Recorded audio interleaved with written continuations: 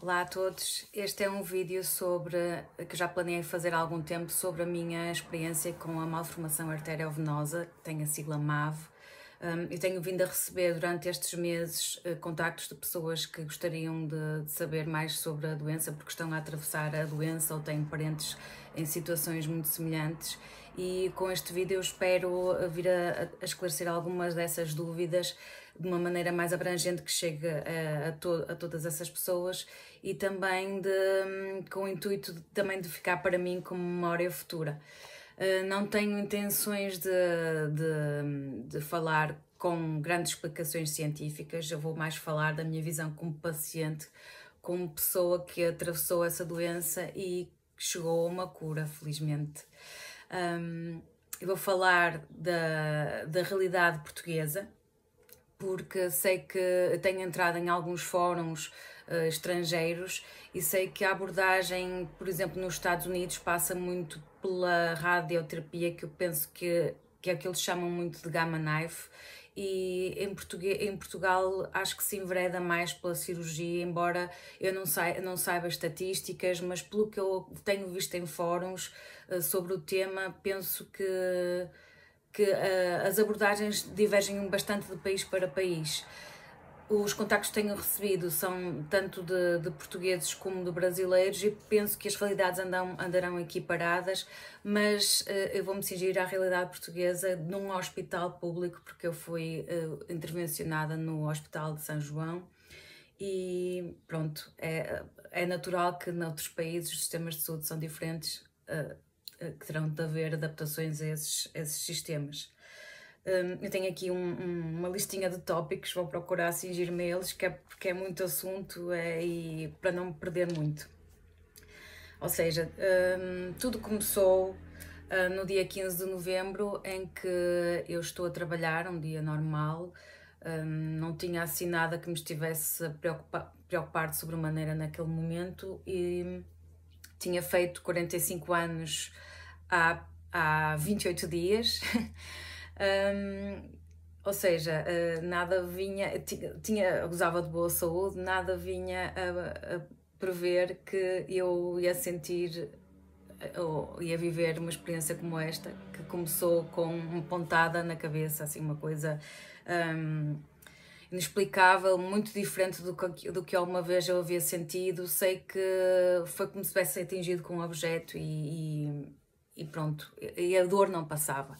Eu ainda consegui pôr-me a pé e fui pedir ajuda, e comecei a assustar-me quando começo a perder visão do lado direito, e comecei a perceber que realmente alguma coisa de mais extraordinário se estava a passar, porque uma pessoa num dia, numa situação normal, não perde a visão. E eu não estava em situação de stress, não tinha assim nada que me fizesse levar àquele acontecimento. Depois da perda de visão, comecei também a sentir muitas náuseas, tipo, como andar num barco. Eu queria vomitar, tinha a sensação de querer vomitar, mas não tinha nada para vomitar, era mesmo nauseada, muito enjoada. Isso fez com que as pessoas que estavam à minha volta me chamassem logo o INEM, e fui transportada então de ambulância para o Hospital de São João, e já na ambulância me vinham a falar que eu tinha um quadro de AVC. Eu na altura achei completamente, lembro-me de ter pensado que disparate, porque eu era uma pessoa saudável, tinha os meus exames em dia. Para mim um AVC era uma pessoa que fumava e comia mal, não estava a perceber como é que eu de repente ia ter um AVC. Quando eu chego ao hospital e passo pela triagem, a triagem foi mal feita, mas provavelmente eu também induzi quem me fez em erro, porque efetivamente eu tinha bastantes dores de cabeça quando me estava para vir o período, e nesse dia realmente estava para me vir o período, e comentei, e pronto, juntando a minha idade ao período, aquelas transições hormonais que acontecem próprias, se calhar de uma pré-menopausa. Eu sei que na altura atribuíram uma pulseira amarela, ou seja, não foi considerada prioritária, e estou umas 5 horas, sem exagero, na sala de espera, em que durante esse tempo eu volto a sentir-me muito mal, volto a ter muitos enjoos, sensibilidade à luz, eu não conseguia sequer olhar para o telemóvel, para as mensagens e chamadas que estava a receber, os ruídos à volta, tudo me incomodava, tinha calor, tinha frio, eu sei que de vez em quando olhava para a minha mão e estava a tremer, precisei de ir à casa de banho, eu tive que ir agarrada às cadeiras porque não me equilibrava, alguma coisa de grave se estava a passar, e eu não conseguia perceber o que é que estaria a originar aquilo. Pronto, depois realmente depois desse período longo de espera, sou vista por um médico que me faz logo aqueles testes de coordenação, de chegar com a ponta do dedo ao nariz, outras coisas assim, observa-me, examina-me o olhar, e ele pede para fazer um TAC. Eu achei normal, não é? Normal, tinham que averiguar. Durante esse TAC é que na altura o técnico pede-me para aguardar, que ia pedir autorização para fazer com contraste, e aí eu já comecei a desconfiar que estava-se a passar assim algo mais fora do normal, porque foi nesse TAC com contraste que eles vieram a detectar que eu estava que eu tinha tido uma ruptura de veia na cabeça e que tinha uma hemorragia, e aí pronto, é-me comunicado que eu tenho que ficar internada para avaliação da situação, mas que o mais provável, nisso, eu tive logo um médico que me abordou nesse sentido, era que eu tivesse uma coisa chamada de malformação arteriovenosa, a MAV, que eu nunca tinha ouvido falar. Naquela hora era como se estivessem a largar bombas atrás de bombas, eu não estava sequer a raciocinar, não estava não estava, as informações eu não estava a conseguir processar de uma maneira com lógica. As pessoas falavam, eu dizia que sim, mas eu no fundo não estava a perceber-me da dimensão do que me estava a acontecer. Achava aquilo tudo muito surreal, parecia que estava num filme. E pronto, quando me falaram num AVC, num acidente vascular cerebral, eu não custava-me acreditar como é que eu cheguei, como é que me aconteceu uma coisa daquelas, porque as MAVs, muitas vezes, MAVs e aneurismas e situações idênticas a nível cerebral, durante um percurso de vida vão tendo sintomas como crises epiléticas, dores de cabeça recorrentes, também problemas cardíacos, que a pessoa depois vai estudar o coração e não é do coração e o problema realmente está no cérebro, e eu nunca tinha tido nada disso. O meu sintoma foi mesmo ter havido ruptura de veia e pronto. Foi logo o que dentro do quadro de MAV é considerado logo muito preocupante, porque além de terem que tratar da MAV, têm que tratar de um AVC. E pronto, eu realmente desconhecia a doença, eu realmente tenho parentes, tenho 2 casos de problemas pronto, parecidos com um AVC, não sei se foram considerados bem AVCs, mas tenho um primo que teve um rebentamento também de veia, e tenho um primo no Brasil, por afinidade, que foi operado, eu julgo que também a uma MAV, acho que não estou a cometer nenhuma inconfidência, há 30 anos atrás, cerca de 20, 30 anos atrás, com outras condições, e felizmente também recuperou, mas lá está, na altura não conseguia associar os casos, para mim era tudo muito novidade. E depois na altura foi-me explicado o que era uma MAV, porque eu até me considero uma pessoa com conhecimentos e bem informada, mas eu nunca tinha ouvido falar, como julgo que a maioria das pessoas se calhar nunca ouviram falar. Acho que até não se fala muito nos meios de comunicação, ouve-se falar muito uma pessoa jovem que morre de morte súbita, mas depois o que leva a isso acontecer penso que é um bocado abafado, não sei, não se fala, e eu creio, depois desta experiência, que muitos casos de morte súbita são coisas relacionadas com o que eu tive. Pode ser a nível realmente de cardíaco, como pode ser a nível cerebral, mas eu penso que há ali tudo, pode haver ali muitos casos desses. E eu depois realmente foi-me explicado que a MAV no fundo o teu coração, quando bomba o sangue para o cérebro através da artéria, bomba uma pressão que os capilares que tens no teu cérebro vão ajudar a distribuir o sangue para a veia com muito menos pressão do que como vem do coração. E esses meus capilares estavam organizados num novelo, chamam em inglês nidos, ali num novelo que no fundo estava um emaranhado de tal forma que o sangue acaba por passar de forma direta, com a pressão que vem do coração, acaba por passar de forma direta para a veia do cérebro, e a veia não aguentou, rebentou, eu tive hemorragia e a MAV sangrou e precisava de tratamento.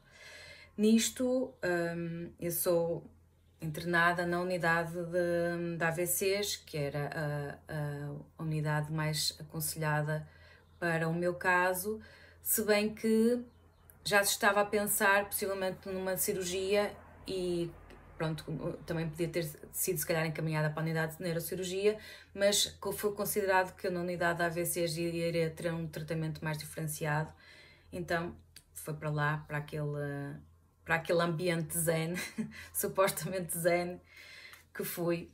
Aquilo é assim uma enfermaria que terá à volta, penso que tem 14 camas, e nós com uma ilha de trabalho onde estão os enfermeiros no meio, em que nós estamos em constante monitorização.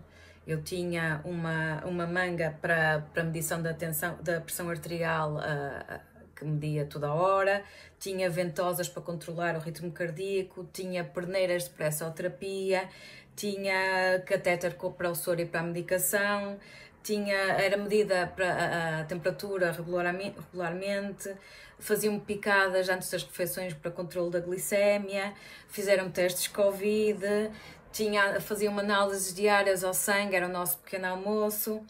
Ou seja, havia controlo de urina, de fezes, enfim, nós praticamente ali eu sentia-me entregue à ciência, porque estávamos ali à disposição sem nada do que é nosso, e tínhamos aquele problema e tinha que se tratar de alguma forma, e pronto, tínhamos de estar ali a tentar ser o mais cooperantes possível, sempre tentando não ter grandes estímulos, por isso é que não tínhamos nem acesso à televisão, nem acesso a telemóvel, enfim, foi um momento muito complicado. E complicado foi quando eu me apercebi que estava confinada àquela cama, porque eu, quando tive vontade de ir à casa de banho, foi-me dito que eu não podia sair dali. E isso, para uma pessoa que ainda me considero jovem, é muito, muito castrador, é assim uma coisa muito difícil de aceitar. Então eu tinha desde banhos na cama, a trocas de lençóis na cama, fazer necessidades na cama, aquilo é tudo que uma pessoa não quer, mas eu aceitava com alguma resignação, porque eu percebia que era uma parte do processo e pronto, não questionava, simplesmente tinha que cumprir, mas que custou, e acho que quem passa por essa situação e está consciente, é muito difícil de aceitar que de um dia para o outro nós somos uma pessoa com uma rotina, completamente independentes, e de repente estamos dependentes de terceiros, de desconhecidos, que nem sequer são pessoas que nós lidamos no nosso dia-a-dia, temos que fazer coisas tão íntimas junto de pessoas. É uma fase que custa muito assimilar, e eu diria que nós estamos privados das nossas coisas, do telemóvel, do nosso conforto, das nossas roupas, do nosso perfume. Eu tive falta de coisas assim que eu usava no meu dia-a-dia, que eu valorizei tanto lá, porque não tinha naquela altura, e de roupa interior, sei lá, coisas que que me foram tiradas de uma hora para a outra, que eu aí é que dei valor, que pequenas coisas que fazem tanta diferença no dia a dia da pessoa. E eu acho que nós chegamos ali a uma questão de perda de identidade. Nós deixamos de ser aquela pessoa que está ali no mundo lá fora e passamos a ser mais um paciente dentro de um hospital. E o mundo, nós percebemos pelas conversas dos enfermeiros de quem entra que o mundo lá fora está a acontecer. Na altura estavam a começar as Olimpíadas e eu estava ali confinada a uma cama sem ter notícias de nada, só de vez em quando vinha a família de visitar-me, que por períodos curtos de tempo é que uma pessoa ia tendo feedback disto ou daquilo, mas sempre com o intuito de não nos enervarmos, de não nos afligirmos. Era, pronto, eu tenho perfeita noção que as pessoas me pouparam de muita coisa e tudo isso faz com que aquele ambiente calmo e tranquilo que se pretende para a nossa estabilização se torne também muito estressante a nível psicológico. Eu lembro-me que houve uma altura em que eu já estava a contar pintinhas na parede, já estava a contar quantas rips tinha a persiana da janela, já quase, mesmo sem relógio, conseguia perceber-me das rotinas de mudança de equipas, porque para quem é novo, e haviam algumas pessoas relativamente jovens lá, claro que a maior parte são idosos, mas também haviam pessoas jovens, é muito difícil de aceitar.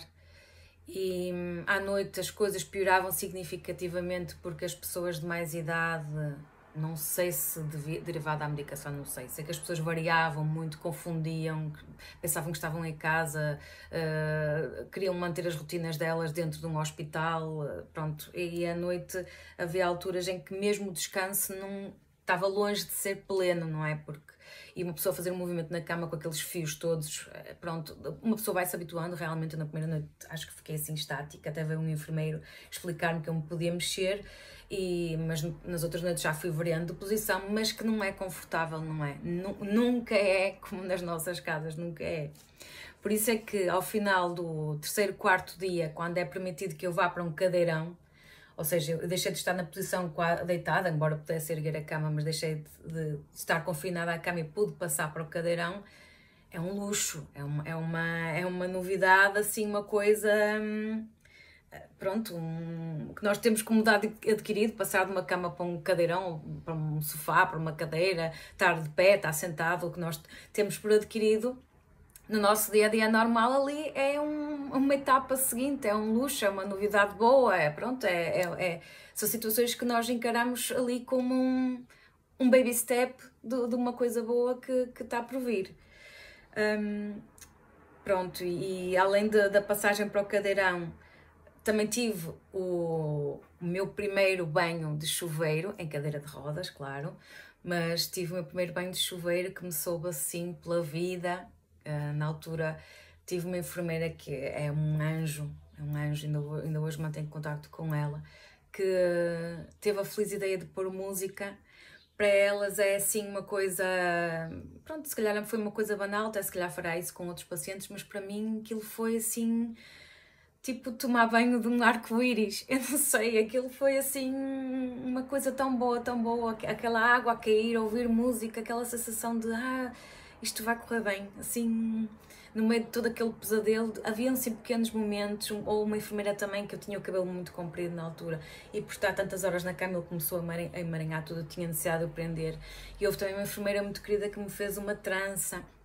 Haviam ali pequenos cuidados que são coisas que se calhar para quem pratica são pequenos nadas, mas para quem está a receber é uma coisa fantástica, é uma sensação de carinho e de conforto e de apaziguamento também, que no meio de todo aquele turbilhão de sentimentos, que nos faz sentir muito bem e eu sou muito grata por todas essas pessoas que fizeram realmente a diferença. Porque se há técnicos de saúde, falo em enfermeiros, falo em médicos, auxiliares, que nos veem realmente como mais um e não têm assim nenhum cuidado especial, há outros que têm mesmo aquele dom de cuidar e são pessoas que nos marcam quando estamos naquela situação. nesses dias em que eu estou na unidade da AVC, o objetivo era estabilizarem-me, verem se eu não piorava da hemorragia, se não havia um deslocamento penso que do sangramento ou pronto, piorar dessa situação. E além de me estabilizar, foi mesmo avaliar a MAV. E nisto penso que logo no dia a seguir que eu sou internada, ou seja, eu entrei numa terça, na quarta-feira, é-me feita uma angiografia, depois faço também uma ressonância e um Doppler. A angiografia, eu não sei quem é que já fez, nunca tinha feito, acho que também nunca tinha ouvido falar, mas é um exame muito surreal, assim, um exame de respeito mesmo, porque nós estamos acordados numa sala, num ambiente cirúrgico, não é? E é-nos inserido um catéter pela virilha, que segue pela artéria, e de repente esse catéter já nos está a passear, nós acordados, e o catéter já nos está a passear pelo cérebro a captar imagens do que se está lá a passar, da circulação sanguínea, no meu caso da MAV, e durante meia hora, mais ou menos, estamos ali a viver ali uma experiência que eu que eu não imaginava sequer que fosse possível. Já ouvi falar realmente em cateterismos, mas pronto, ouvir falar e experimentar é uma coisa muito diferente. Aquilo é realmente surreal, não dói, tirando a inserção do catéter que incomoda, e depois quando acaba o exame, como é feito em artérias, está ali o médico a pressionar e sempre a mudar gases e isso, porque tem que estancar o sangue, e depois temos estado de repouso, penso que 6 a 8 horas por aí, sem fazer qualquer esforço com aquela perna. E pronto, é um exame que eu não considerei impossível de fazer. Há quem tenha muita dificuldade em fazer, mas que é um exame que assusta, que uma pessoa vê aquilo, não é só um ambiente, é quando uma pessoa se apercebe, e que pode, lá está, sendo um exame invasivo, podem haver sequelas, e não é brincadeira nenhuma. Como nada disto neste assunto mas ao mesmo tempo é um exame, eu acho que vejo algum fascínio, porque como é que pode ser a evolução da ciência a ponto de nós estarmos ali com um fio, um tubinho a passear dentro de nós e nós não temos grande dor, e eles estar a tirar imagens nossas por dentro. É assim uma coisa surreal. Outro exame que fiz foi a tal ressonância, e eu, a fazer a ressonância, descobri que tenho ali alguma dose de claustrofobia. Eu realmente, no meu dia-a-dia, quando olhava para aquelas máquinas de solar, eu dizia logo, não era incapaz de fazer aquilo, estar ali confinada. Agora tive a certeza, com a ressonância tive a certeza, porque eu pensava que a ressonância que seria muito semelhante ao TAC, com outro nível de aparelho, mas que nós entrávamos e saímos. Não pensava que nós estávamos meia hora dentro da máquina e com aquele ruído, que aquilo é um show de Metallica com orquestra sinfónica e obras em casa, tudo misturado, mas até o ruído até acho que era uma coisa que suportava. Agora, o estar dentro da máquina, cabeça presa, máscara, a sentir a minha respiração e ir e voltar, eu tive mesmo que pensar em férias, em praia, nos meus filhos, em coisas boas, que era para conseguir aguentar fazer o exame, e realmente aguentei. E tudo isso foram exames imprescindíveis para avaliar a malformação, porque isso era através desses exames que os médicos iam ter a informação de como é que iriam proceder durante a cirurgia. Sim, porque eu enverdei para a cirurgia, embora me fossem colocadas outras opções. Foram colocadas 3 opções, mais uma, e na realidade nenhuma delas era grande opção sem ser a cirurgia. A primeira opção era a radioterapia, que eu penso que é o que os americanos chamam de Gamma Knife. em que eu teria de fazer cerca de 2 anos, acho que para o meu caso não seriam menos de 2 anos de sessões de radioterapia, sendo que, como eu tinha tido um AVC, a hipótese desse AVC se repetir em 1 ano era muito grande, sem se conseguir prever consequências, ou seja, era muito arriscado enverdar por essa opção. A segunda opção que tinha era a embolização da MAV através, lá está, da angiografia, ser na mesma através de artérias, chegar lá e tentar trabalhar, mas também havia a dúvida se conseguiriam fazer o trabalho sem estar a prejudicar membros inferiores, por exemplo, a estarem a trabalhar na parte superior do corpo e provavelmente estarem a prejudicar, a causar sequelas na parte inferior do corpo, ou seja, também não era grande, não considerava uma opção muito viável. A terceira opção era a craniotomia, a remoção da MAV através de cirurgia. Por mais assustador que soa, não é? Eu na altura perguntei ao médico se fosse um parente, o que é que ele aconselhava, e ele, sem sombras de dúvidas, a cirurgia, e eu, pronto, é para aí que vamos, vamos para a cirurgia, pode ser já. E aí é que é-me largada outra bomba, porque não podia ser já.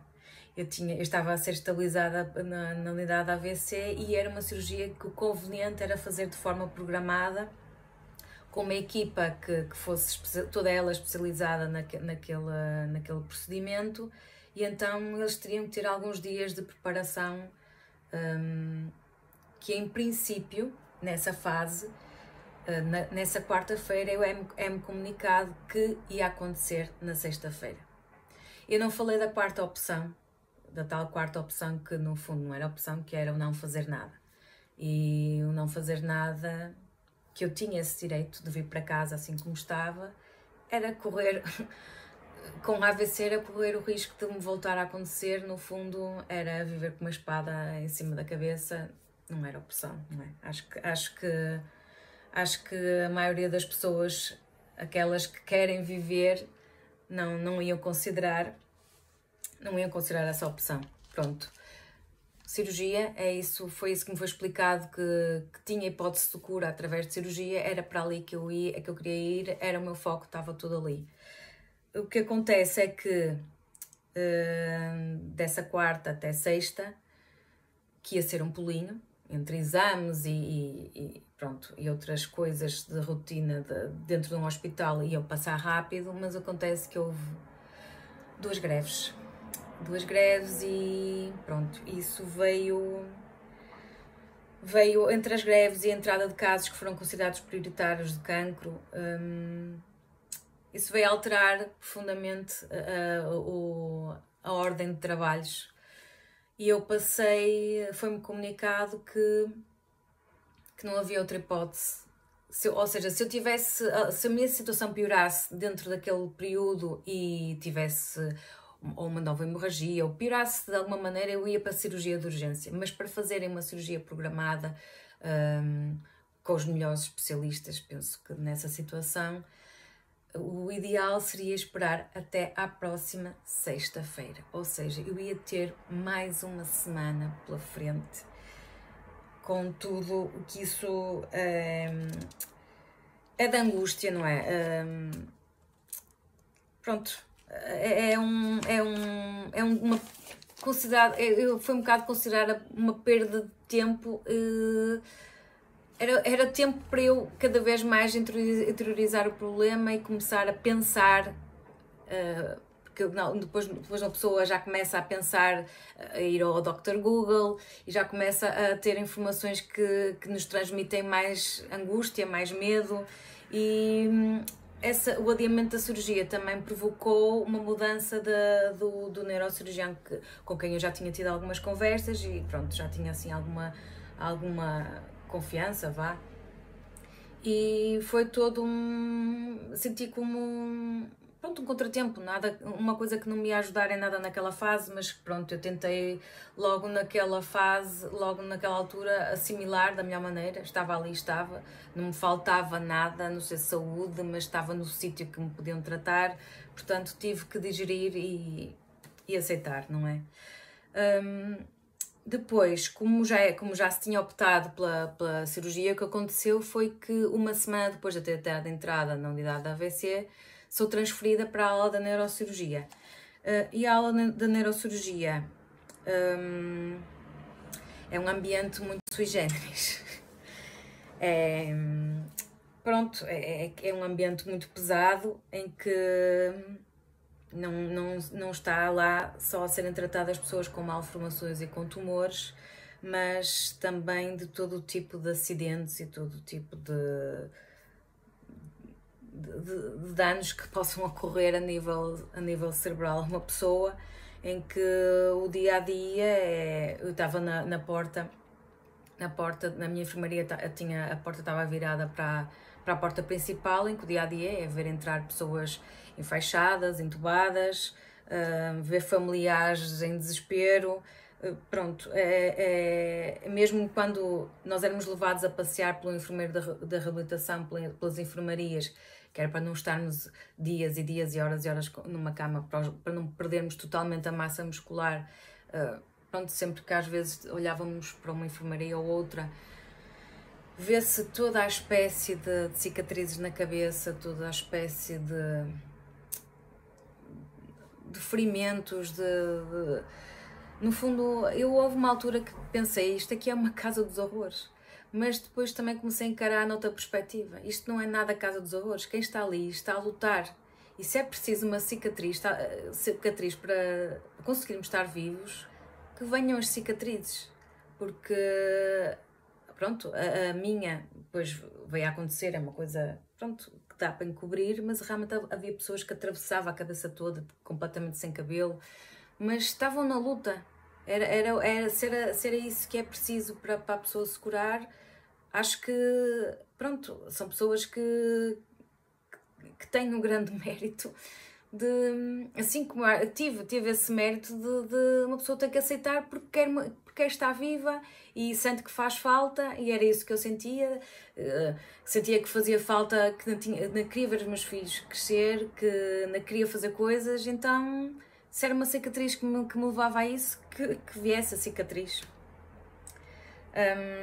De qualquer maneira, na neurocirurgia, o que temos era uma maior liberdade de movimento. Já tínhamos acesso à casa de banho da enfermaria, que eram enfermarias de 3 camas, já tínhamos acesso à casa de banho, já podíamos ir sozinhos à casa de banho, fazer a nossa higiene sozinhos, sempre convinha tomar-nos banho sempre sentados, éramos ensinados a fazer esse tipo de rotinas, mas já tínhamos televisão, telemóvel, já tínhamos as nossas coisinhas, podíamos ter uma revista, e entretanto também começa o Mundial de Futebol, também já foi ali uma coisa que me ajudou a entreter, eu vi os jogos todos. Pronto, também escrevi, ou seja, já tínhamos, embora estivéssemos naquele ambiente muito pesado, também já tínhamos alguma liberdade de nos conseguirmos organizar de uma forma a mais possível, como fazemos em casa. E também tínhamos menos monitorização do que tínhamos no AVC, ou seja, só tinha um catéter e de vez em quando mediam a temperatura, vinham medir a tensão, mas não era aqueles procedimentos constantes, nós estarmos ali a dormir cheios de fios. E pronto, foi uma coisa que nisso trouxe-nos mais à vontade.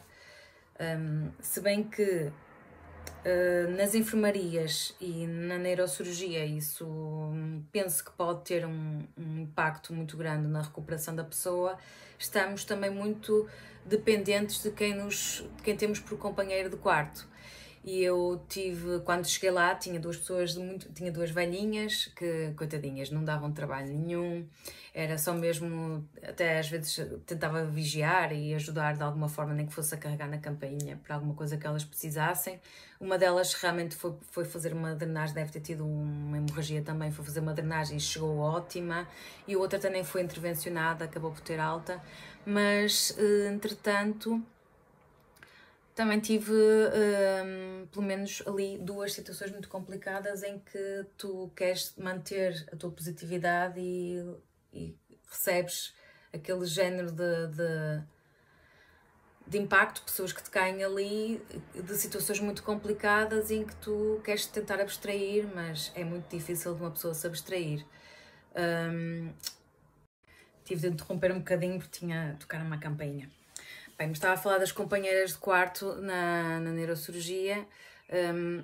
Tive dois casos muito complicados. Uma senhora que ia ser operada pela segunda vez ia tentar retirar o máximo possível de um tumor para depois fazer quimioterapia e radioterapia.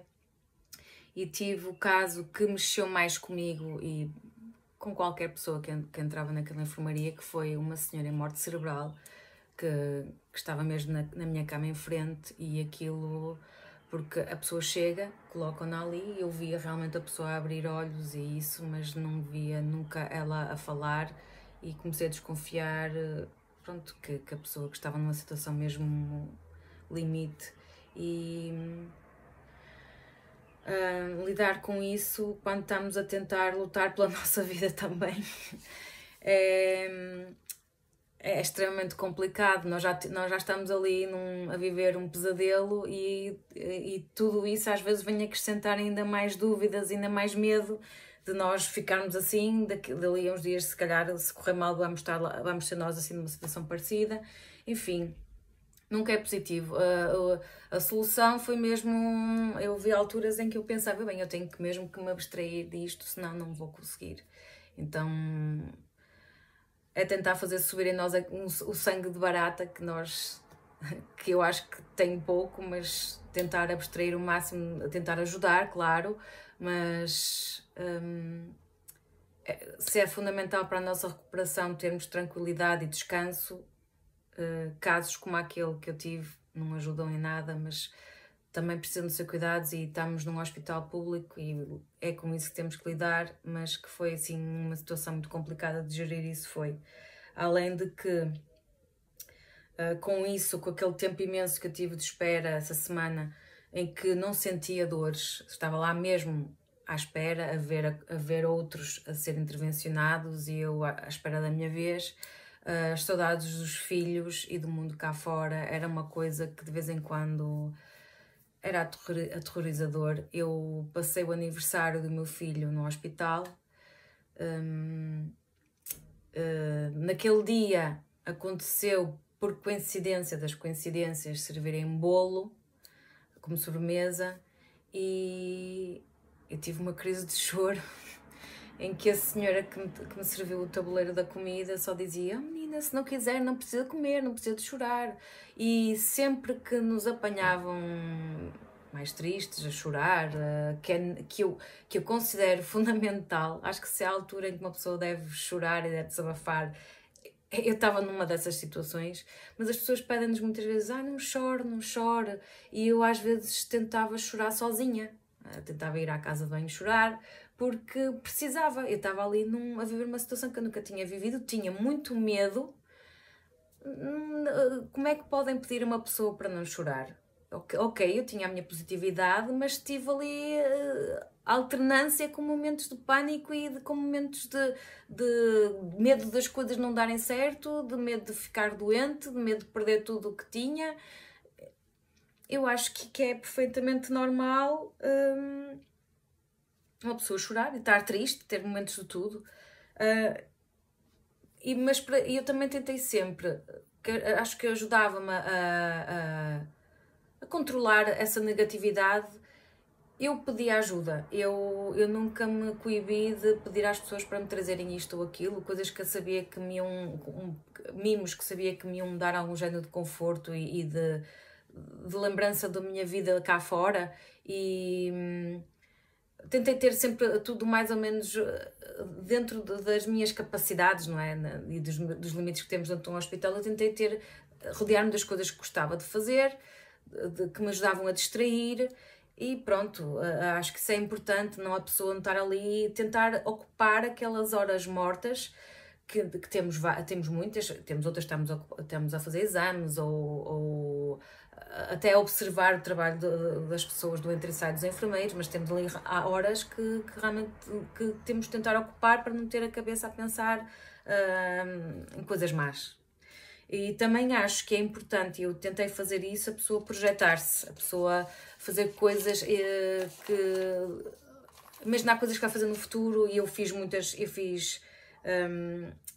muitas compras online, porque também estávamos em vésperas de Natal e eu fiz a maioria das minhas compras de Natal online, e eu lembro-me de estar a fazer as compras e pensar, bem, isto não vai correr mal, eu pensava sempre, isto não vai correr mal, mas se correr mal, as pessoas, eu vou estar no além, e as pessoas vão estar a receber presentes de Natal meus. Se é que isto faz algum sentido, para mim fazia sentido, e ajudava-me a distrair, e ajudava-me a pensar que eu ia estar lá a ver as pessoas a desembrulhar os presentes, e efetivamente foi isso que aconteceu. E tudo isso é uma maneira da pessoa tentar amenizar o caos à nossa volta. Eu realmente mantive-me sempre alternando com aqueles períodos de tristeza, claro, que acho perfeitamente normais. Eu brincava muito com a situação, cheguei a perguntar ao neurocirurgião se ele tremia. E ele também, embora seja uma pessoa assim muito séria, mas aderiu à brincadeira, foi assim muito simpático, era assim, pronto, uma pessoa acessível e extremamente importante na minha vida, como devem imaginar. Mas eu tentava sempre dentro daquilo que me estava a acontecer, tentava relativizar muito.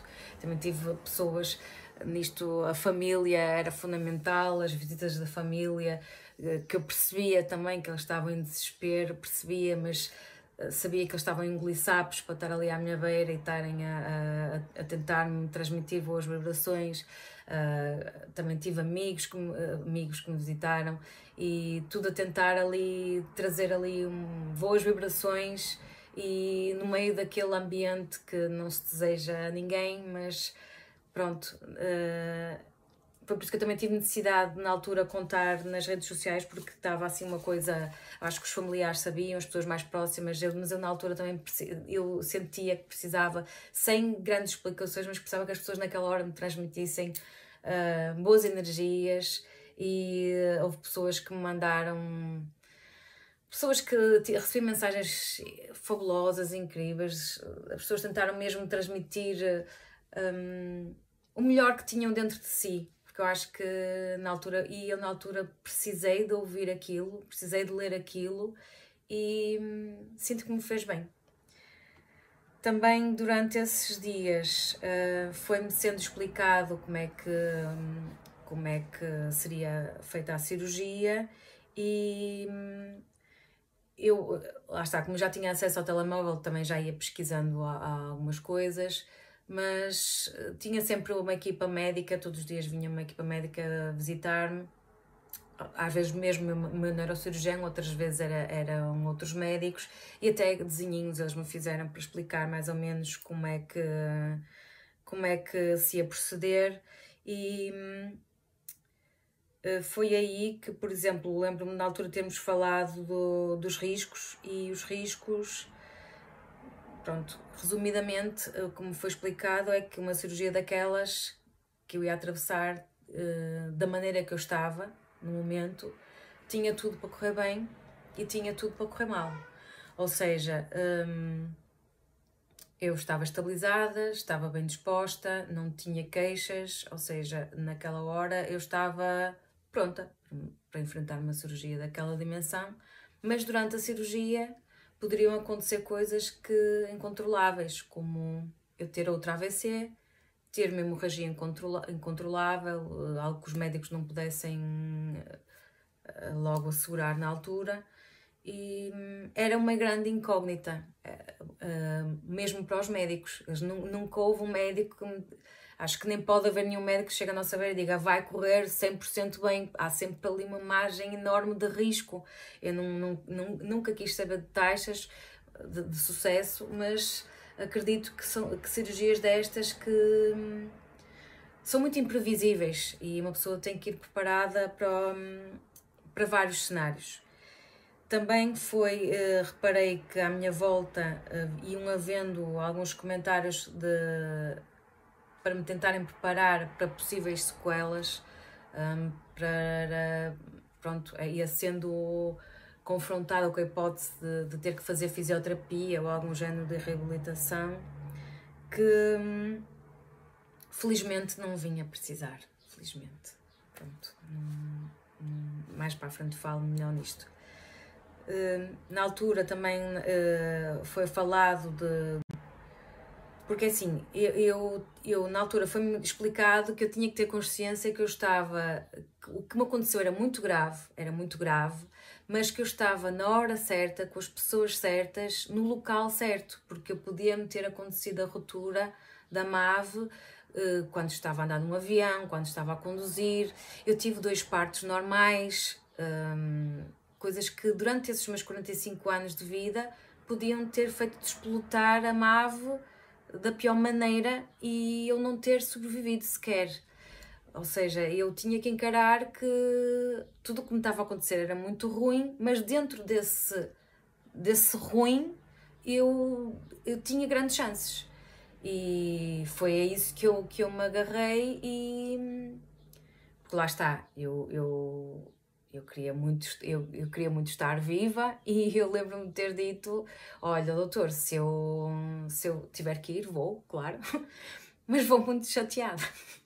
Vou muito chateada porque não era aquilo que eu queria para a minha vida, nunca estava dentro dos meus planos e acho que não está no plano de ninguém, que isto são coisas, ninguém quer passar por este tipo de situações, mas a acontecer, se calhar que fosse mais para o final da vida, não era no auge da nossa vida, penso eu que ainda estaria no auge, estar a acontecer uma situação limite destas, uma pessoa correr riscos de vida. O que eu sentia muito na altura, que também falei com os médicos, foi uma sensação de peso na cabeça, como se não tivesse dormido, aquela sensação de pouco descanso. E também ouvia as coisas um bocadinho mais agudas. Eu cheguei a comentar isso com o neurocirurgião e ele disse-me que provavelmente que pior do que o que eu estava não ia ficar, acreditava nisso, mas que estes sintomas que eu tinha se calhar não os ia perder. E pronto, de facto eu perdi. Eu saí de lá sem qualquer queixa depois da cirurgia. Mas indo à cirurgia em si, na véspera, quando já estava na preparação, a fazer os banhos desinfetantes, tomar banho com praticamente aquilo é o betadine, que hidrata imenso os cabelos, nada, aquilo tinha o cabelo completamente estragado, estava com o meu cabelo comprido e eu só pensava em cortar o cabelo porque o cabelo estava completamente estragado, aqueles produtos que só podíamos usar aqueles produtos que estavam no hospital e são produtos que não são de embelezar, são produtos de cuidar, de prevenir infecções. Ou seja, o meu cabelo estava palha, além de uma pessoa ter que desembaraçar com o que tem à mão e de secar constantemente o cabelo, e às vezes, porque eu quando na cirurgia tive que lavar o cabelo 2 vezes praticamente no mesmo dia, em menos de 24 horas, tudo isso fez um dano terrível, mas o cabelo era secundário. Mas lá está, naquela hora da preparação para a cirurgia, eu costumo dizer que não é heróis, aquilo... eu sou invadida por um sentimento de desespero, de pânico, de esperança sim, mas de não ter ninguém que me dissesse de certeza que isto vai correr bem. Não havia ninguém que me dissesse, eu sabia que estava com esperanças que tudo ia correr pelo melhor, mas certezas não haviam. Eu tinha que passar por aquele processo, aquela história do prognóstico só depois do jogo, era mesmo essa situação e já não brincava, óbvio, com a situação, já não havia brincadeira possível, aquilo foi um pânico que se instalou e eu já não conseguia quase falar, só estava ali um bocado em interiorizar, em reflexão, não estava ali, tentava rezar, tentava pronto, tentava fazer com que aquela energia que das pessoas que estavam à minha volta de desejarem melhoras, que aquela energia que me entrasse em mim da melhor maneira possível para me fazerem passar por tudo aquilo da melhor maneira. E pronto, a minha operação ia ser a primeira da manhã. Na altura já temos que voltar a entregar os nossos pertences todos lá, que são guardados num armário. Como vamos estar em cuidados intensivos, não precisamos nada daquilo. Então eu já não tinha acesso a relógio, mas de qualquer maneira nessa noite não preguei o olho. Na hora que o enfermeiro me vinha chamar, eu já estava a tomar banho, parece que tinha um relógio em mim. E lembro-me de ver nascer os primeiros dias daquela manhã, dia de 2 de dezembro, e só pensar, estes não podem ser os primeiros raios de sol, os últimos raios de sol que eu estou a ver. Eu tenho de passar por isto, eu tenho de ultrapassar isto. Porque estava um dia lindo, estava um dia de inverno muito, muito solarengo, estava assim. Eu peguei naqueles raiozinhos que eu pensei até que já não ia ver nascer o sol, mas ainda vi da enfermaria. Peguei naqueles raiozinhos, agarrei-me àquilo e disse, isto deve ser Deus. Porque há ali toda uma... Não interessa bem qual é a divindade que nós nos apeguemos, mas há ali todo... Nós agarramos-nos... Acho que temos necessidade de nos agarrar a qualquer coisa, porque sentimos que nós somos pequeninos demais naquele momento. Então, tudo o que vinha eu agarrava, eu precisava daquilo. E acho que tudo isso me ajudou a ultrapassar. Então, lá está, sou preparada para a cirurgia, estou toda de uma batinha branca, tudo esterilizado, touquinha, meias elásticas, pezinhos brancos, e nisto colocam-me num cadeirãozinho à espera da minha hora de ser levada para a cirurgia, para o bloco. Nisto passa uma auxiliar. Coitadas, elas não é de certeza que não é por mal, que aquilo para elas é rotina, mas sei que uma auxiliar passa por mim e diz-me, ai que bonita, parece um anjinho, e eu lembro-me, eu acho que nem comentei, mas pensei para mim, pois se calhar daqui a um bocado vou virar um anjinho, mas eu já não conseguia levar muitas coisas para o lado positivo, porque era tudo uma sensação de é a hora, chegou a hora, seja o que Deus quiser. Era tudo mesmo, era uma coisa que eu sentia que eu já não estava a controlar, que era o que fosse. E nisto depois leva-me realmente para o bloco, e eu, quando me estão vou de cadeirinha de rodas, quando estou a passar mesmo para a Marquesa, onde vou ser operada, sei que a enfermeira que toca em mim diz, você está gelada, e vem e traz-me um lençol quentinho, que me soube também, e aí é que aconteceu um momento que eu vou guardar, se Deus quiser, para a minha vida toda. A não sei que tenha alguma doença que me venha a afetar a memória, mas foi um momento que eu considero que foi muito importante para enfrentar aquilo com ânimo, que foi o meu anestesista que se apresentou. Foi a primeira vez que eu vi aquele senhor, mas ele disse o nome e disse, eu sou médico anestesista e não vou sair do seu pé um segundo. E aquilo, que pode parecer tão simples, para mim foi ter a certeza que toda a gente que estava ali naquele momento estava a dar o seu melhor, e que se o seu pior tivesse que acontecer, não ia ser por falta de esforço, não ia ser por falta de dedicação, e que se o pior acontecesse eu não ia estar sozinha naquele momento, e que se toda a gente estava a dar o melhor, eu também tinha que dar o meu melhor, embora eu estivesse lá anestesiada a dormir, eu tinha que fazer o máximo, eu tinha que fazer a minha parte, o meu corpinho tinha que fazer a parte dele, porque as pessoas que estavam à minha volta estavam a dar o seu melhor. E lá está, levam-me para o bloco de cirurgia. Ainda passo pelo meu neurocirurgião, que já tinha estado comigo antes de entrar antes de se ir equipar, e ele está lá ainda de volta das imagens, tudo muito projetado em ecrãs. Eu entro na sala de cirurgia, aquilo era uma sala enorme, muito luminosa, estava um dia de dezembro lindo, mas tinham candeeiros enormes era tudo assim, para quem é leigo, a medicina é tudo assim bastante assustador, mas muitos aparelhos, pronto, um mundo à parte. A equipa começa a preparar-se, a preparar-me a mim. Tenho à minha volta 2 enfermeiras, uns doces, que eu infelizmente nem fiquei sequer com a memória da cara, quanto mais o nome. Eu nem sequer olhei para elas, eu já devia estar tão aterrorizada que eu só me lembro delas me fazerem carinhos, de me fazerem perguntas, de me tentarem animar e dar força, mas não me lembro assim não vi feições, não vi nada. Sei que nisto já estão a colar-me ventosas,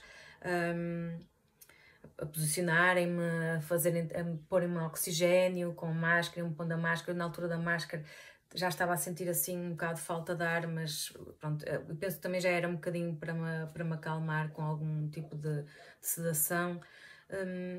Pronto, foi aquele momento-chave em que eu olho para o relógio e nisto já são 9h24 e o médico diz: vamos começar, e eu durante 7 horas apago. Só acordo já a sair do bloco operatório, a ser transportada para os cuidados intensivos na maca com pessoas à minha volta, e percebo que estou a acordar, e instintivamente começo logo a mexer mãos e pés. Senti mãos e pés e pensei, já passou? Isto agora correu tudo bem, eu estou bem, tudo que vier agora é lucro. Aquilo foi uma sensação de... Aí já foi uma sensação de vitória, porque aquilo era um momento-chave e que eu já tinha ultrapassado. Era mais um processo, ainda não tinha certezas de nada, mas o facto de eu acordar, de estar a ver, de conseguir mexer-me, já era uma vitória. Eu já não podia pedir muito mais que isso. E nesse momento eu sei logo que demorou bastante tempo, porque Portugal estava a decorrer o Mundial de Futebol, lá está, e Portugal estava a jogar nesse dia com a Coreia do Sul. E eu acordei, o pessoal, como já tinha acabado a cirurgia, tinha as televisões ligadas no jogo, e eu olho para o lado e percebo que nós estamos a chegar ao intervalo e que Portugal está a 1-1 com a Coreia, que era daqueles jogos que eu pensei que nós fôssemos ganhar, como daquela vez, 7-0, e eu acordo a comentar: nós estamos empatados com a Coreia. Claro que na altura foi tudo, ela acordou, havia pessoas, eu vou ligar à família, não sei o quê, ou seja, eu adormeci a pensar nos filhos, porque é isso que a gente leva naquela altura que nos dizem que vai terminar ali, e acordei naquela boa disposição, a olhar para o lado, sem dores, e olhar para o lado e ver o jogo da Coreia, e foi o que me saiu. Foi o que me saiu, e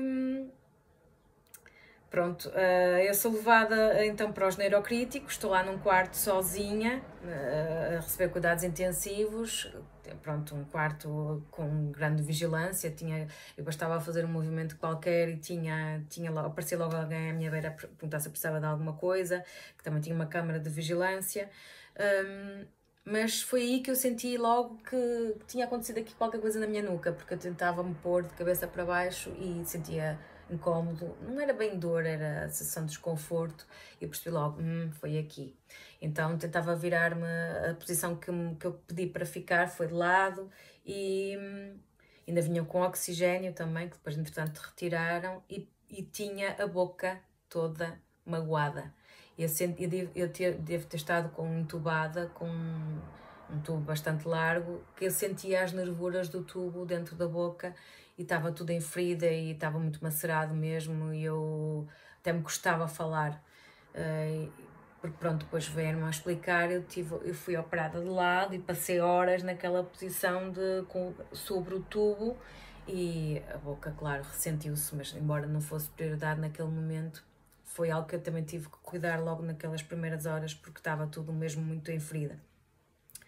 Entretanto, nesse dia foi passado assim de uma forma muito zen, recebi a primeira visita, pronto, da minha comadre que trabalhou no hospital, e tinha, assim, tinha acesso mais facilitado e pronto, foi assim um dia passado na maior tranquilidade possível, já tinha na mesma acesso à televisão, e mesmo nesse dia à noite fui fazer já me levaram a fazer um TAC que era para controlar se tinha havido alguma hemorragia, era um TAC de controle pós-cirúrgico. O que acontece é que, lá está, nesse dia, o chato de estar em cuidados intensivos, assim como na unidade de cuidados intermédios dos AVCs, é que a pessoa está acamada, está a ser constantemente monitorizada, claro, e eu até algaleada estava, nunca tinha estado algaleada na vida, uma pessoa está ali outra vez totalmente dependente. Voltei a tomar banhinho na cama, até nem sequer com água, com toalhetes, enfim. Eu falo no banho porque eu não sou pessoa de transpirar e eu estava completamente suada. Eu imagino que realmente tenha passado por horas de grande stress, mesmo a dormir, embora não nos seja permitido usar desodorizante nem nada com perfumes.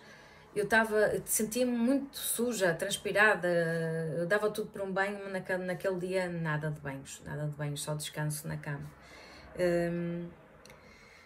E então acontece que, lá está, passo a noite tranquila, não tive grandes queixas. No dia a seguir é que já tomo um pequeno almoço deitadinha, assim com uma palhinha a vir a fazer até à minha boca. Não somos nós que vamos à comida, é a comida que vem até nós. E pronto, eu ando aqui um bocadinho perdida, que eu tenho aqui muitos anotamentos e realmente é uma fase em que aconteceu mesmo muita coisa. E o que aconteceu naquela altura foi quando me quiseram fazer o levante, eu senti-me muito mal. Quando tentaram erguer um bocado a cama, acho que foi das alturas em que eu senti mais dores neste processo todo de estar internada, que foi... Eu comparo, nós quando pegamos numa garrafa de água e viramos a garrafa, ela faz assim aquele turbilhão, e eu senti isso dentro da minha cabeça, se é que faz algum sentido, mas eu quase que juro que eu vi líquido a escorrer, aquilo foi uma dor, uma coisa assim que eu pedi para parar, disse eu não estou a aguentar, disseram-me que era normal, disseram-me que o efeito da morfina também já estava a passar. Pronto, foi assim uma dor incalculável, assim uma coisa também que eu pensei, se calhar isto não está bem, mas estava, porque depois foram levantando a cama sempre mais um pedacinho e eu realmente fui tolerando esse processo. Como estava a recuperação a correr também, eu não tinha grandes queixas, já estava a tolerar estar sentada. Comecei a ser preparada para, ainda nesse sábado, 24 horas depois da cirurgia, passar para a enfermaria.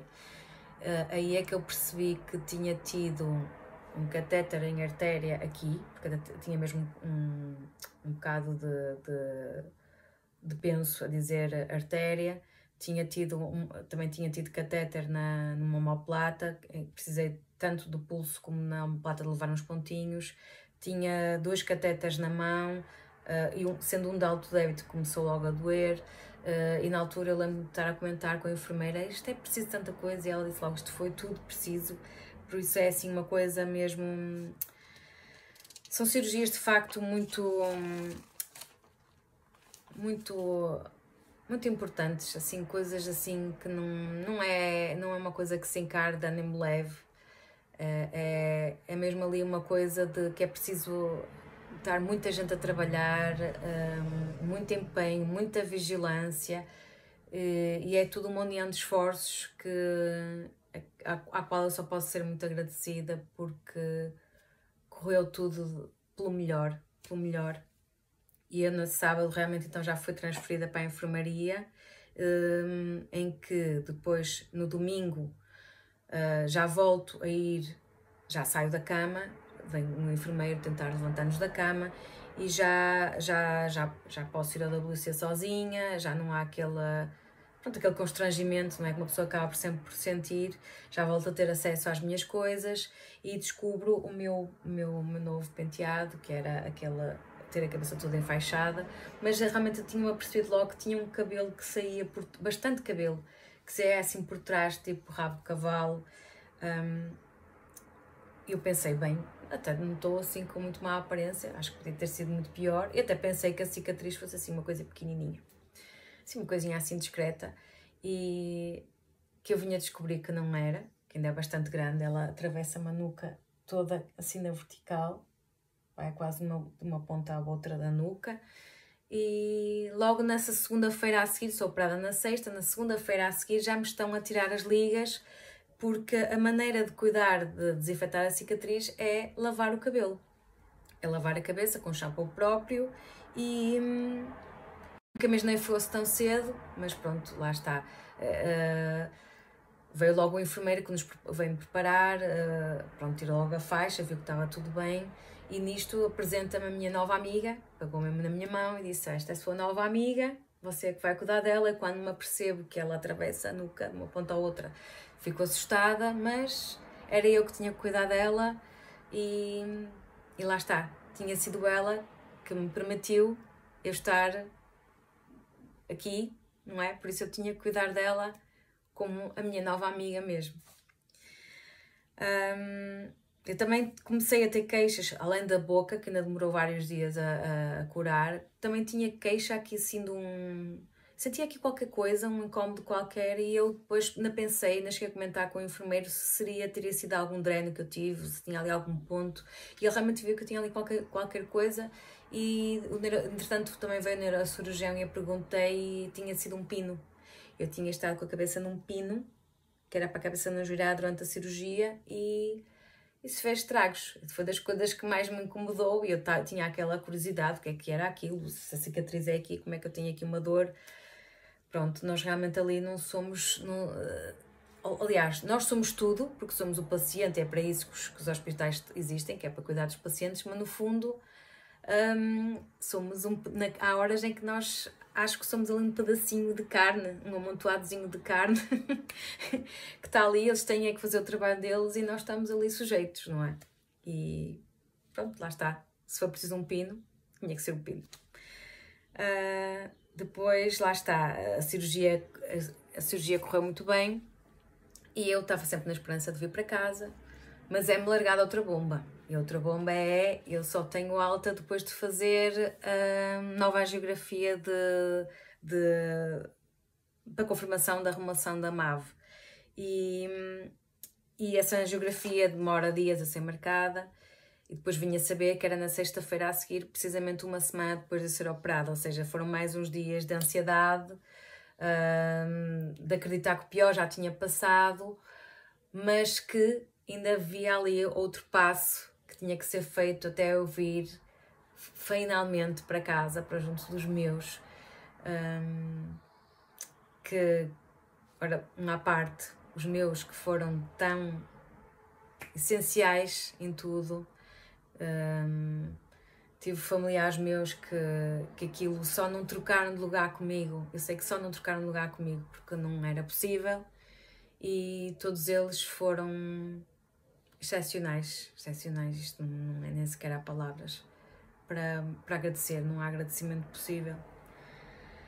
Mas voltando à esperança e a essa ansiedade, tudo misturado, eu tinha a tal senhora à minha frente em morte cerebral, que a senhora realmente não evoluiu, e eu saí do hospital, ela lá continuou.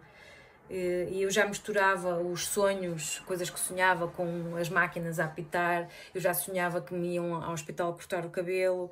Enfim, aquilo foi uma semana assim, outra vez uma semana de realmente acreditar que o pior já tinha passado, mas sem certezas. E nisto, a minha última companheira de quarto, que passou por um processo semelhante, só que em vez de uma malformação era uma fístula, mas acho que o processo de cirurgia e de tratamento era idêntico. Acho que foi essencial, porque nós dávamos força uma à outra, nós trocávamos sensações que estávamos a sentir naquele momento. Ainda agora mantemos contacto, realmente há coisas que são muito semelhantes. Mas foi uma pessoa muito importante naquele processo de recuperação, de ter alguém com quem falar, que uma pessoa sabe que está a sentir aquilo que nós que sentimos, porque está a passar pelo mesmo que nós. Bem, outra pausa para ir atender a campainha. Isto hoje está on fire aqui em casa.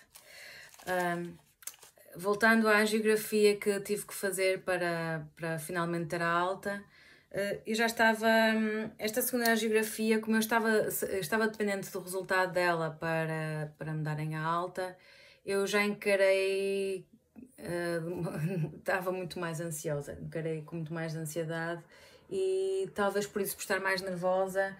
Acho que a equipa também não era tão boa como da primeira angiografia. Sei que me custou bastante a fazer. Embora tivesse levado um bocadinho de sedação, viram logo que eu estou no nosso controle, tenho acesso ao nosso controle de batimentos cardíacos e tudo. Eu na altura senti uma dor que mesmo na inserção do catéter foi assim um bocado mais complicado.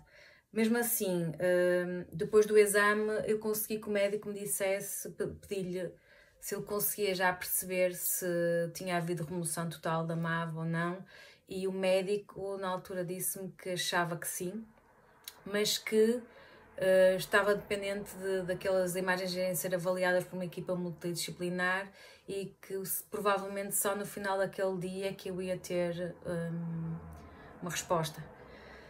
Pronto, o dia passou-se naquela... Eu confesso que já estava assim um bocado excitada com a hipótese de vir para casa, já estava a fazer planos, porque eu estava a imaginar que era isso que me ia acontecer. Pronto, até passei bem o dia, era mais uma etapa que se tinha saltado, mas realmente as horas foram passando, já tinha caído a noite e eu até pensei que já não fosse ter notícias nesse dia. Quando no final do dia, eu penso que já seriam umas 9 horas da noite, tenho a visita do meu neurocirurgião, muito pragmático como ele, em que ele entra por lá dentro e diz-me: olha, você já sabe que a cirurgia correu bem, a sua angiografia também está bem, você está curada. Aquilo é uma sensação de foguetes aqui dentro, eu não sei muito bem explicar. Eu demorei uns minutos até dar a notícia para casa. Aquilo é uma sensação de alegria tão grande, de nós continuarmos. Eu continuava a sentir-me dentro de um filme, mas que agora o filme estava a ter um final feliz e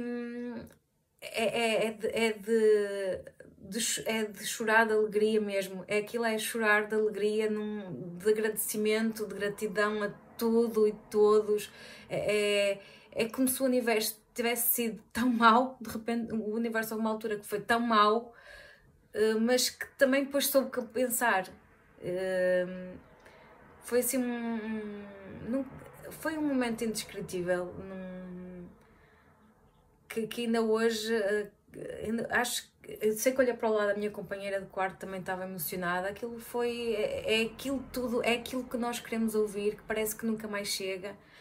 E pronto, a gente tem que encarar a malformação arteriovenosa com um tipo de doença que realmente pode ser curado. E isso aconteceu comigo. E eu foi-me dada a alta, apesar de, nesta segunda angiografia, além de me ter gostado mais o procedimento, eu fiquei com um bocadinho de sequela a nível da fala. Eu não conseguia articular muito bem, mas que é uma sensação assim muito má. Nós queremos falar e notamos que a boca não acompanha o que nos está a querer sair do momento, e eu tive uma enfermeira que me acalmou, que disse: olha, isto é um bocado normal, isto o exame ainda é muito recente, vamos esperar pelas 24 horas e tal. Realmente eu depois melhorei, mas pronto, 25 dias depois de ter dado a entrada no hospital, ainda há tempo do Natal, em família, tenho alta. E nós quando saímos, parece que está tudo diferente. Eu sair do hospital sem máscara, sair assim livremente, parece que é uma coisa que nós tivemos tanto tempo privados da nossa liberdade que parece ali, quando a pessoa sai do hospital, parece que não falta nada, parece que falta ali qualquer coisa. É uma sensação indescritível de alegria, de felicidade das pessoas todas que nos estão à espera de nos receber. É um momento único que eu mesmo assim espero não passar, espero não repetir, mas é um momento de muita felicidade. Depois, lá está, nesse dia ainda fui fazer uma almoçarada à casa da minha irmã, comi o meu prato favorito, bacalhau com broa, que tinha muitas saudades, embora eu não ache a comida do hospital má, claro, tinha saudades de algumas coisas que não servem nos hospitais, mas depois ainda passei um mês em casa da minha mãe porque para eu descansar o máximo possível. Eu vinha com a ideia que não ia conseguir dormir porque tinha sido noites e noites e noites a ouvir barulhos e gente a entrar e gente a sair e lá está, estávamos na enfermaria em frente à porta, havia sempre muito movimento, a senhora coitada que estava à minha frente na enfermaria a precisar de muitos cuidados e a máquina a apitar. Eu pensei que fosse custar dormir em casa. A sensação de nos deitarmos em casa é a sensação de eu lembro de estar a dormir e pensar, será que eu vou conseguir dormir sossegada? Teve assim, porque será que não me vem ninguém acordar para fazer isto? Será que se eu precisar de ajuda consigo ir logo para o hospital? Porque realmente nos hospitais, se nós precisarmos de alguma coisa, as pessoas estão ali. E há ali um monte de medos. Nós vimos com aquela sensação de alegria, de gratidão, mas vimos com ainda muitos medos, muitas inseguranças, porque no fundo foi uma experiência traumática. Uma experiência com um final feliz, mas uma experiência traumática. Eu não sei até que ponto é que não se pode equiparar a um stress pós-traumático, não sei, porque não te dá vontade de atirar confetis. Uma pessoa encara aquilo como um momento muito negro da nossa vida, que felizmente terminou bem, mas não deixa de ter sido um momento muito, muito sombrio, em que se tu daí não tiras nenhuma lição de vida e que ouve-se muitas vezes dizer a vida são 2 dias e a pessoa põe o likezinho e é verdade, mas quando está lá realmente tens a consciência que a vida são 2 dias e que a minha podia ter terminado e eu com uma data, não sou mais que ninguém nem menos que ninguém, que podia ter ido para outra dimensão e que deixava aqui coisas por fazer e que ia ser substituída com certeza, menos eu estar aqui a viver as coisas por mim. E lá está, eu acho que quem passa por uma situação destas, e tenho comentado bastante isso com a minha companheira de quarto, é impossível ficar igual. Acho que se não tiras dali nenhuma ilação para a tua vida futura, se calhar até é grave, porque uma pessoa tem consciência de as nossas prioridades nessa altura mudam.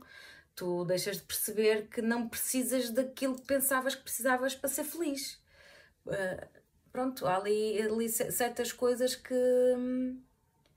não é clichê dizer que só passando mesmo é que tu dás valor. Eu agora perdi-me aqui já daqui dos pontos que tinha para acabar de falar, porque este vídeo já está enorme. Nem sei se o pessoal vai ver todo, mas pronto, eu também, para mim serve de desabafo. E de qualquer maneira penso que pode ser útil a quem esteja a passar por situações parecidas. E lá está, eu ainda vim, a recuperação em casa, na altura tinha muitas fases de cansaço durante o dia, um cansaço aleatório, era independente de eu fazer esforço ou não. Às vezes sentia mesmo muito cansada, todo mundo me falava que era normal, sensibilidade a ruído, a agitação. Depois os meus pontos, eu ainda tive, os pontos começaram a cair, embora muitos fossem absorvíveis, os pontos começaram a cair entre os 4 e 6 meses, eu ainda há pouco tempo perdi pontos, aquilo formava uma casquinha e eu na altura calhei de coçar e caiu uma casquinha, nessa casquinha tinha 3 pontos. É um processo muito comprido, não há pressas, em que cada caso é um caso, nós já somos adultos, nós é que temos que nos impor limites. Mesmo o médico explicou que, claro que há umas proibições ou recomendações que nós queiramos encarar de conduzir, que não se deve andar de avião antes dos 6 meses da cirurgia, que não se deve pintar o cabelo, mas no fundo cada caso é um caso e nós próprios temos que saber o nosso limite. Se alguma coisa nos custar a fazer, temos que parar, porque está aí o nosso limite. Pronto, mas com este vídeo enorme o que eu quero é deixar uma mensagem de esperança, que isto é uma lição, foi uma fase muito complicada e que nós vamos à internet pesquisar e realmente há casos horríveis, casos que levam à morte da pessoa, famílias destroçadas, muitas pessoas que ficam com muitas sequelas, muitas limitações para a vida, ou que batalham, que têm que fazer muita fisioterapia, muito trabalho para conseguirem ter uma vida minimamente normal ou parecida com a que tinham anteriormente. Mas também há casos como uma da minha companheira de quarto, em que passamos por momentos muito ruins, mas que podem ter um final feliz, de chegar a um processo de cura. E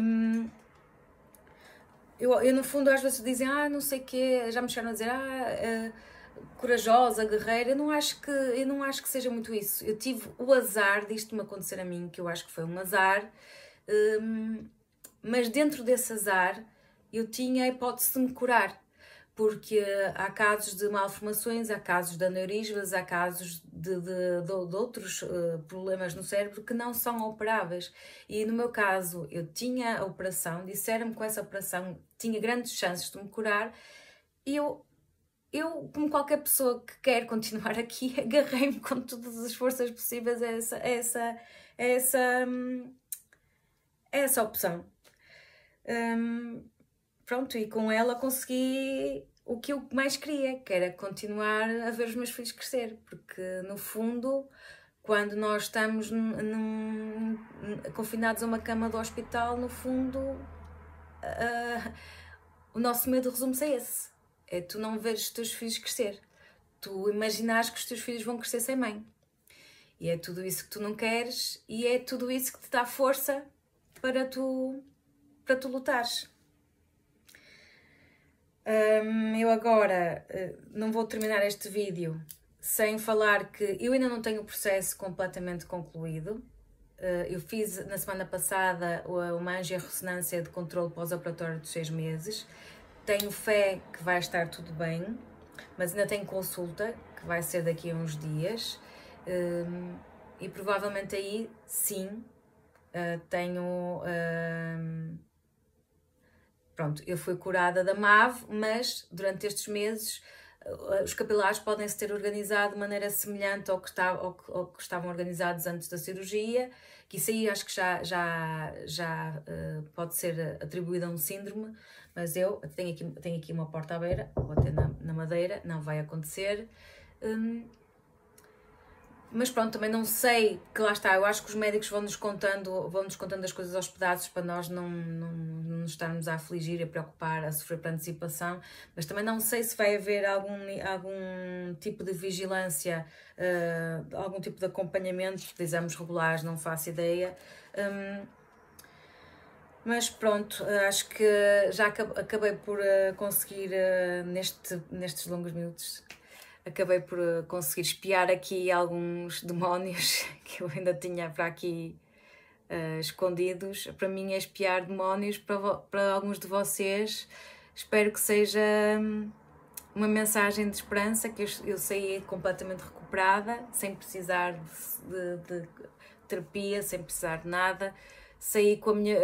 Eu tenho a certeza, há pessoas que me viram, que já me viram depois e nem sequer imaginam que eu tive um AVC, que eu passei por uma cirurgia tão complicada como esta, e basicamente é dizer a todos vocês que estão a atravessar por uma situação semelhante que sim, que há cura e que há casos muito complicados, mas que também podem ser como os meus, e de certeza que há muitos como os meus, e vai correr tudo bem com vocês. Agarrem-se ao que vocês têm de melhor da vida.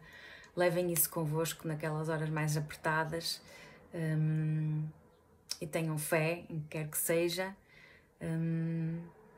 e pronto, e se conseguirem passar por estes momentos, acho que depois conseguimos passar por muito mais outras coisas na nossa vida, porque depois aprendemos a relativizar outras situações que antigamente nos faziam muita confusão e agora é só mais uma coisa. Fiquem bem, fiquem com saúde. Se tiverem dúvidas, podem mandar mensagem que eu vou tentar ajudar, ok? Beijinhos. Saúde.